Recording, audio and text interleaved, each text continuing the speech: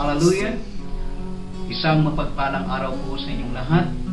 Ito po ang inyong kapatid kay Kristo, si Brother June Bandagosa po, na pansamantalang naririto po sa Dubai. Actually, ako po ay from Singapore, isang volunteer preacher po sa Ubasan Yahweh Al Shaddai sa Singapore chapter. At dahil po nandito ako ngayon sa Dubai, na-assign po ako dito ng pinapasok kong company for a short time, ay namimiss ko po yung pag-share ng mabuting balita at nagpapasalamat po ako sapagkat ang bawat isa po sa atin, kayo, ako na narito, ay pinapatnubayan ng ating Diyos na buhay. At tayo po'y dumako na ngayon sa pag-aaral ng mabuting balita at gusto po itong i-share sa inyo, no? Hindi lamang po doon sa mga ginagawa natin na magagandang design doon sa Facebook para maiparating natin, ma-reach out po doon sa ating mga kapatid, kundi maging ang buhay na salita ng Diyos. Amen po. Inadya po kayo na buksan niyo po ang Bible sa Hebreo chapter 4, verse 14 up to verse 20. Amen. Iniulit ko po, Hebreo chapter 4, verse 14 to 20. Ganito po ang nakalagay. Verse 14 says in chapter 4 of Hebreo, "Therefore, since we have a great priest who has ascended into heaven, Jesus the Son of God, let us hold firmly to the faith we profess. For we do not have a high priest who is unable to empathize with our weaknesses, but we have one who has been tempted in every way, just as we are, yet he did not sin. Let us then approach God's throne of grace with confidence, so that we may receive mercy and find the grace to help us in our time of need." Brothers and sisters in Christ, ito po ang mabuting balita sa atin ng Panginoon. Papuri sa iyo, Panginoon. Hallelujah. Kamusta na po kayo? No? Ano man ang inyong ginagawa, saan man kayo naroon, maging doon po sa aking mga ka-brothers and sister, ka-prayer partner, kaibigan, sa iba't ibang dako ng mundo ngayon, ay binabati ko po kayo, no? Ng isang mapagpalang araw sa bawat isa sa atin. Amen? Ako po ay natutuwa sapagkat binigyan po tayo ng idea ni Lord na gawin po ito, no? In time na kung saan ay nandito po ako at nag-iisa dito sa tinutuluyan kong hotel. So dito po sa ating binasa mga kapatid ko kay Kristo, ay binanggit po dito sa Hebreo sapagkat remember, dito po sa Hebreo, ito po yung mga Hudyo na napatakon doon sa Palestine na believers ng ating Panginoon, na kung saan ay pinag-uusig po sila noon, at ito yung sulat para sa kanila. At babasahin ko po ito sa Tagalog sapagkat ang kalalagayan po natin ngayon ng bawat isa sa atin ay parang katulad ng mga Hudyo, ng mga believers na ito ng ating Panginoon. Amen. Sa Tagalog po, ang sabi po dito ng chapter 4, verse 14, "Dahil mayroon tayong dakilang punong pari na pumasok sa langit na si Jesus na anak ng Diyos, panghawakan nating mabuti ang paniniwala." Verse 14. Ito po ang maliwanag na nasabi dito sa sulat, "Therefore, since we have a great high priest who has ascended into heaven, Jesus the Son of God, let us hold firmly to the faith we profess." Mga kapatid ko kay Kristo, naniniwala ako na ang bawat isa sa atin, kayo, ako, ay hindi basta-basta napunta sa ganitong klase na nakilala o dumating sa atin ang Panginoon sa ating buhay. Amen. At totoo mga kapatid kay Kristo na sa pamamagitan po ng banal na Espiritu na siyang iniwan ng Panginoon sa bawat isa sa atin, ito ang patuloy na naggagay sa akin, sa iyo. No? Na patuloy tayong makasunod. No matter what, ang dami pong weaknesses na dumating sa ating buhay, ang dami pong mga bagay-bagay na kung saan ay naglalayo sa atin sa Panginoon. Subalit sa pamamagitan po ng sulat na ito, ang sabi po dito sa sulat na ito, at napakaklaro po, no? "Therefore, since we have a great high priest, Binayaran tayo ng Panginoon. Binayaran ikaw at ako sapagkat kamatayan, no? Ang kabayaran ng kasalanan. And everybody, each every one of us have sinned. At ang iba sa atin, no, sa ganitong kalalagayan ay patuloy. Amen.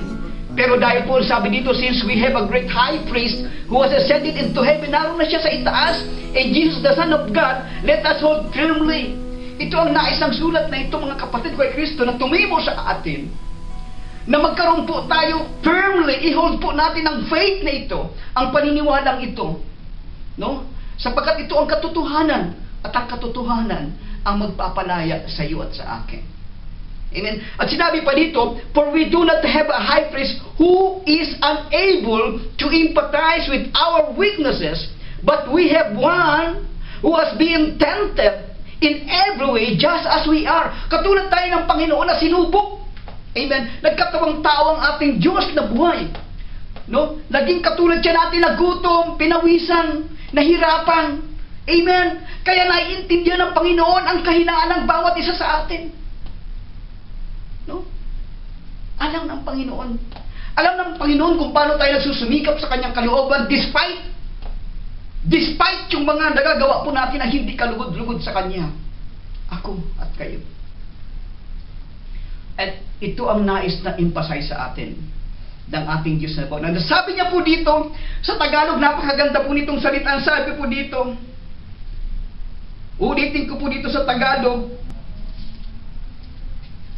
na nakikiramay nga ang ating punong pari sa ating mga kahinaan dahil tulad natin sinubok din siya sa lahat, ngunit hindi siya nagkasala. Amen. Nakikiramay Panginoon, ang Panginoon sa iyo kapatid, sa akin, sa mga weaknesses natin, sapagkat nauunawaan niya. Pero pangako ng Diyos, ang sabi niya, diyan sa kahinaan ninyo na yan. Diyan sa kahinaan mo na yan, Brother June. No? Diyan tayo palalakasin ng Panginoon. Amen. Glory to God. Abay, kung titingnan po natin ang passage dun sa banal na kasulatan, iba't ibang klase po yung temptation ng daan sa ating Panginoon.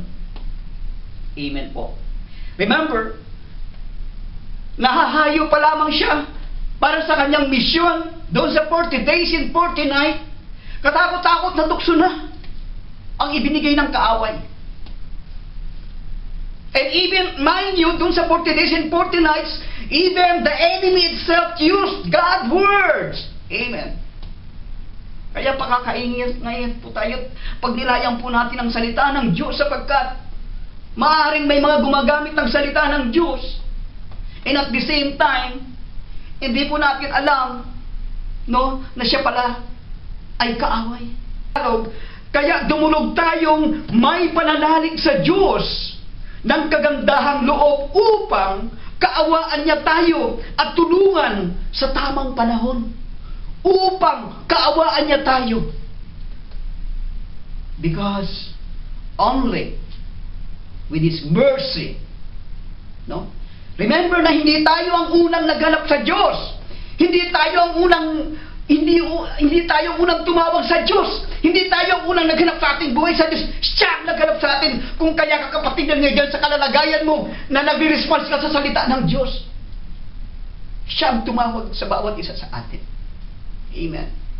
At ang sabi niya po rito, ulitin ko, sabi niya, let us then approach God's throne of grace with confidence. Confidence, no? So that we may receive mercy. Awa. Amen. Kasi sa totoo lang po, kabag-habag ang kalalagayan ng bawat isa sa atin. Amen. Lalong-lalo na po yung hindi makalaya. No? Hindi makalaya sa kasalanan.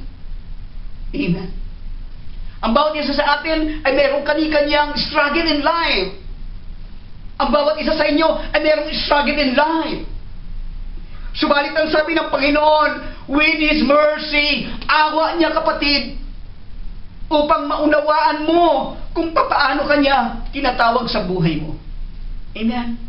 How many times How many times you may na napi-fell down, bumabagsak sa harapan ng Diyos. Pero dahil sa kanyang habag, dahil sa kanyang mercy, and I will count it again at hindi ko pagsasawaan, ulit-ulitin po ito ang sabi po dito sa Tagalog, kaya dumulog tayong may pananalig sa Diyos ng kagandahan loob upang kaawaan niya tayo at tulungan sa tamang panahon. Amen. Alam nyo, yung mga prayer na tinataas natin sa Panginoon, each time na tayo dumudulog sa Kanya, at ang sabi ko nga, iba, mga kapatid ko ay Kristo, ang nananalangin sa Panginoon na nasa ilalim ng matinding problema. Iba ang nananalangin sa Panginoon na nag-aagaw ng kanyang buhay. Iba ang nananalangin sa Panginoon na walang-wala na. Kung baga, nasa likod na siya, at bangilan yung nasa likod niya, babagsak na siya. Iba, mga kapatid, ang nananalangin ng ganun sa Panginoon sapagkat halos maabot niya ang Diyos. Amen. Kaysa isang tao na nananalangin na puro pagpapala na lamang ang dumating sa kanyang buhay. Puro amen. Puro thank you, Lord. Amen. Pero mind you, sa mga kapatid po na dumaranas ng matinding pagsubok, no? Ng matinding dagok sa kanilang buhay, no? Brother, sister in Christ, ang panalangin ng taong iyan na walang-wala na, kundi ang Diyos ang nais siyang ilagay sa kanyang puso. Naniniwala ako na may gagawin mabuti sa kanya ang Diyos. Amen po. Purihin natin sa tayo po'y manalangin. Hallelujah. Oh, hallelujah. Oh, ang Diyos na makapangyarihan sa lahat, dakilang Yahweh El Shaddai. Muli, Panginoon, nagpapasalamat po kami sa iyong salita. Panginoon, tunay nga po Diyos na sa pamagitan po ng iyong salita na nagkatawang tao at na nasa iyong trono, Panginoon, ang aming Panginoong Jesus, ang aming dakilang high priest, na siyang nakakaunawa sa amin at naging mediator po namin sa buhay na ito na kung saan ay punong-puno po ng iba't ibang klase punong-puno po ng iba't ibang klase ng problema dito sa mundong ito. Ay itinataas po namin ito sa inyong lahat, Panginoon, sapagkat ikaw ang Diyos na patuloy na gumagabay sa aming mga buhay. Lord, hindi ko po kilala ang aking mga kapatid, pero alam ko po't naniniwala ko na dahil sa iyo, kami po ay nagsama-sama dito. And every time po na pinapanood at narinig po iyong salita sa taping, sa record po ito, naniniwala akong nangungusap po kayo sa kanila. We praise you, Father. We praise you, Jesus. We praise you, Holy Spirit. At totoo, Panginoon, na wala po kaming magagawa maliban na kayong dumating sa aming buhay. Lord, ang lahat ng ito'y aming pinasasalamatan sapagkat ngayong pa'y nagtitiwala kami na ikaw ang Diyos na patuloy na gumagabay sa aming buhay. Dalangin din namin ng Diyos sa mga kapatid po namin na nagsusumikap po na makasunod sa iyong kalooban. Lalo tigit sa lahat doon po sa mga bago na kung saan ngayon lamang nakarinig na iyong salita, Panginoon. Mangusap ang banal na Espiritu sa kanila sa kanilang buhay. Sapagkat pangako mo, Diyos, na hindi mo kami iniwan nag-iisang bawat isa sa amin, kundi iniwan mo sa amin ang iyong banal na Espiritu na siyang magpapapaalaala sa amin, na siyang magpaparamdam sa amin kung ano ang kalalagayan ng aming buhay sa iyong harapan. Lord, we praise you, we glorify you, at inaangkin po namin na pinagkalooban ng Panginoon ng pagpapala ang buhay na ito. To God be the glory. In Jesus' mighty name we pray. Amen and amen. And the name of the Father, and of the Son, and of the Holy Spirit. Amen. Glory to God. At hanggang sa muli, mga kapatid ko kay Kristo, to God be the glory. Amen. Share the words of God.